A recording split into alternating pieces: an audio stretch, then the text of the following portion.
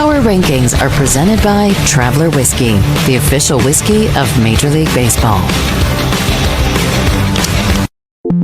Power Rankings presented by Traveler Whiskey. Who's the #1 team in baseball?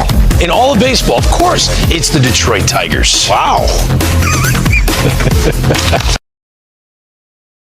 Wait, they're 39-21. That's more wins than any other team. Then it's the Dodgers, Cubs, the Yankees, all the way down to #6. How about that? The Detroit Tigers, the best team in baseball. Raise your hand if you believe the Tigers are the best team in baseball. A lot of hands up. A lot of hands up. Ballpark cameras turned on in Chicago. Game 1 of a 4-game set at Rate Field. The Tigers and their impressive record. They're 6-1 in their last 7. Were just swept by the Orioles. Jack Flaherty, 2-0 with an ERA of 1.56, 22 strikeouts, 4 walks, and 3 starts against the White Sox. It's good for him to face them right now because if they get him going in that rotation, the Detroit Tigers, they've got the pitching. I know that's what you care about most. No, that's exactly right. With Casey Mize going, we all know what Scooble is, but 6 scoreless in his last time out versus the Giants. He punched out 8. The breaking ball is playing. Jack Flaherty last year down the stretch showed us that he can be an integral part of a World Series winning rotation. Detroit's hoping to match some of that. They liked what they saw, got him right to get able to move him last year, trade him. So I think Jack Flaherty's going to get it going. He did last time out. I expect a lot more. This is a great move for him to go back because they helped him put it together. That's right. You know, they put Humpty Dumpty back together again. And then he went to L.A., went and got his ring, I get it. But I think that he didn't pitch as well in L.A. as he did in Detroit. And he had moments. He had moments of greatness. Yeah. But I think he'll be more consistent around the guys that built him back up and are able to know what he's doing. Real quick, do you think the Tigers are the best team in baseball? Let's be honest. I do not think they're the best team in baseball. No, I like the pitching. I don't either. I just think offensively they got some things to still figure out, and we saw that over the weekend. Yeah. Okay. All right, let's go to San Francisco. The Giants are going to open up a 4-game set at Oracle Park against the San Diego Padres. Jason Heyward indicated that swing was nice. That's a powerful bomb that he just hit. And to get some left field He's production. Got a little leg kick going. I mean, that was a high kick. Let's see if he does it again, if he's working on something. Oh, that is a big hit. It's a big kick for him. So maybe that's adding a little bit more power by doing that. He's just trying to figure offensively. We know what he does leadership-wise off the field, and then defensive. They've just always been struggling. So I think they're just trying to be creative and seeing if they can find something to work. They're trying to unlock that 6'5" frame, you know, and anything that can do it. This is a big difference, huge difference swing for him. That is 3 balls. He hit 1 opposite field, 2 down the right field line. That he hadn't hit like that since he was a youngster. I've never seen him with a leg kick like that. Even when he came up with the Atlanta Braves as a rookie, we never saw a huge leg kick like that.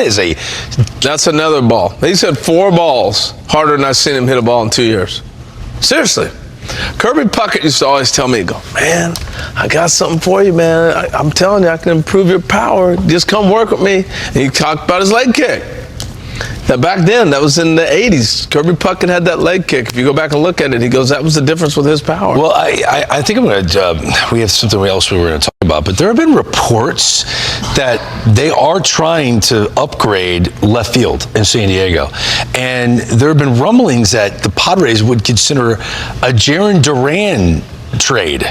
That they would be interested in acquiring the left fielder who had such a monster year for the Red Sox last year because it would open up a spot for Roman Anthony, who's their top outfield prospect, who they don't want to mess with first base, and he could actually be called up and play in left field. And this would dramatically help the San Diego Padres because they're not getting any production, like you said, from Jason Heyward. The first thought that comes to mind for me, if the Red Sox do that, are they are they basically saying we're not winning this year?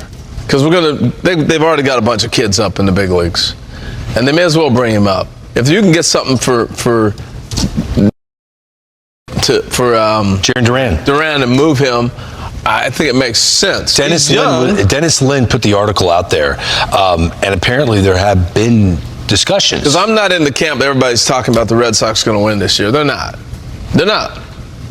They're not beating the Yankees. They're not better than Toronto's going to be. They're not better than Tampa. I'm sorry, they're not. It depends on what Bregman does when he comes back and if they can get Devers in this situation. I believe in Roman Anthony, and Marcelo Meyer might be second half surprises and can play in the big leagues. I've seen both of these kids play, and it's not going to surprise me if they turn into really good players really short. I think that what's interesting here is the Red Sox. They gave Rafaela the extension. Wilyer Brayu's up there. Duran seems to be the odd man out over there if you look at it. Christian Campbell's got a contract. That's right. These guys are all set up. So I think when you start looking at the Red Sox, they certainly have got some questions to ask themselves. If Roman Anthony, I know they're getting the kind of the Jack Caglione treatment of get this kid to the big leagues. Yeah, we've heard. everyone's talking about it. I've heard this over Mayer. So, is it the time to sell Duran? I don't know. He was certainly the spark plug, and around this time went off for this team last year and went on to the All-Star game. For the San Diego side, they're trying to always get better. Left field has been an issue. Heyward's hurt. Lockridge. AJ Preller, look, I work alongside of him and get to see him work. First off, it's tremendous to get to do that, and I'm learning tons. He's highly entertaining. He's always working. Yeah, he's a savant, man. He loves this stuff. It's all he watches, all he thinks about is baseball.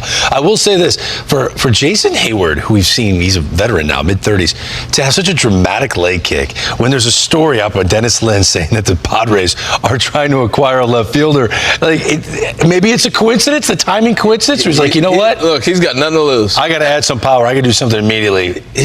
This has been a long time coming. He should have added power for a while now. Because that's where the game's at. Look, those analytics, the defensive analytics and some of the on-base stuff got him paid as good as ever over there. Yeah. What he is as good of a guy in the room as there ever has been. Yeah. I got a chance to meet his mother last weekend. What Is a that right? sweetheart, and you realize why he is the way he is. Yeah. Well, the San Diego Padres, they do a lot of little things that are somewhat overlooked. People are fixated on Manny Machado, who's not hitting for the same kind of power, but is average well north of 300. He's playing terrific defense. It's the small ways that this team can manufacture runs. They're not a team like other clubs that run those power rankings that stand around and wait for a homer. No, Mike Schilt has got this team playing fundamentally sound, playing to the scoreboard, understanding situational awareness. How are you looking at that series, and what are your takeaways from what the Yankees were able to do on Sunday versus the Dodgers, but not on Saturday and Friday? Yeah, I mean, I think they lost the series in late May and early June. The Dodgers aren't that far away from being swept by the Angels. The Yankees aren't that far away from sweeping the Angels. I mean, stuff happens during the regular season.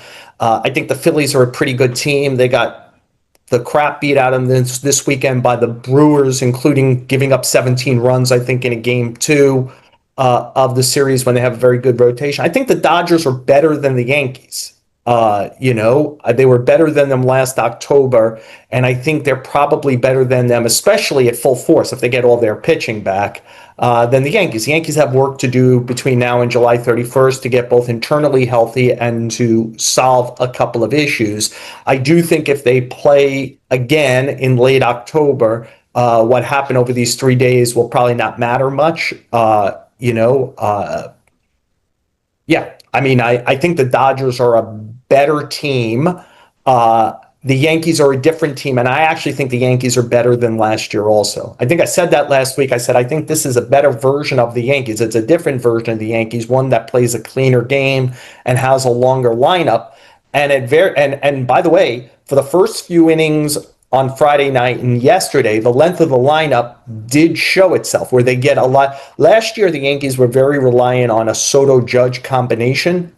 Like if they scored in that inning, great. If not, they kind of waited around an hour to have a chance to score again.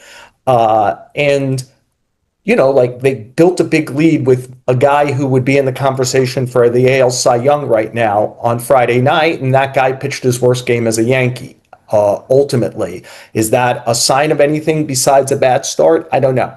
The Dodgers, obviously, the Dodgers threw one guy you would imagine them starting in a playoff series in this series, and the Yankees beat him up last night. So I don't, it's the problem in a 162 game season of trying to, do anything. I thought I said last week that I thought the most important statement the Yankees could make this weekend was to play clean against the Dodgers, because they had played so sloppy, especially in games 1 and 5 last year, to to me, lose the World Series as much as the Dodgers won it to some degree.